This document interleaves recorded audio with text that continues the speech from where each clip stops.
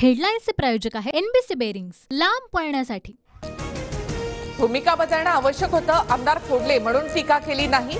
राज ठाकरेंचा उद्धव ठाकरेंना टोला, तर काही जण बिनशर्त काही लढण्याचं नाटक करून पाठिंबा देतात। उद्धव ठाकरेंचं टीकास्त्र।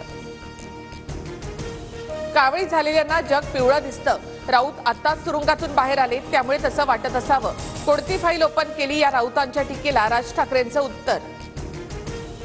मुख्यमंत्री शिंदेना उत्तर देताना संजय राऊतांचं वादग्रस्त वक्तव्य।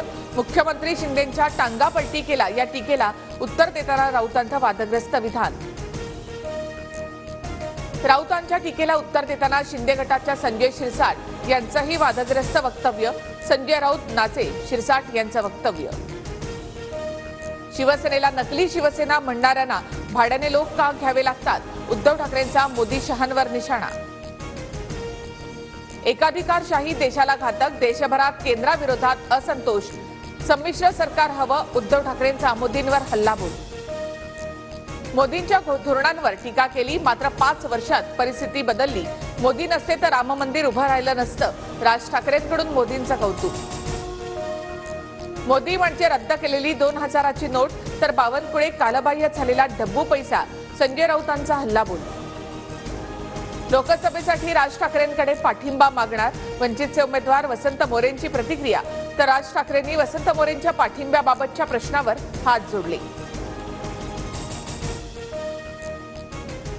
नाराज होणाऱ्यांपैकी मी नाही, खंत वाटली म्हणून प्रचारासाठी बाहेर पडले नाही, भावना गवळींकडून स्पष्ट। राजश्रीताईंच्या विजयी करण्यासाठी प्रचार करणार, गवळींचं विधान। सांगलीमधून विशाल पाटलांनी निवडणूक लढवली तर पाठिंबा देणार, वंचितचे अध्यक्ष प्रकाश आंबेडकर यांच्याकडून पाठिंबा देण्याचं आश्वासन। लोकसभेच्या तोंडावर महाराष्ट्रानंतर भाजप कर्नाटकात फोडाफोडीच्या प्रयत्नात, मुख्यमंत्री सिद्धरामय्या यांचा दावा। काही काँग्रेस आमदारांना भाजपकडून 50 कोटींची ऑफर असा आरोप।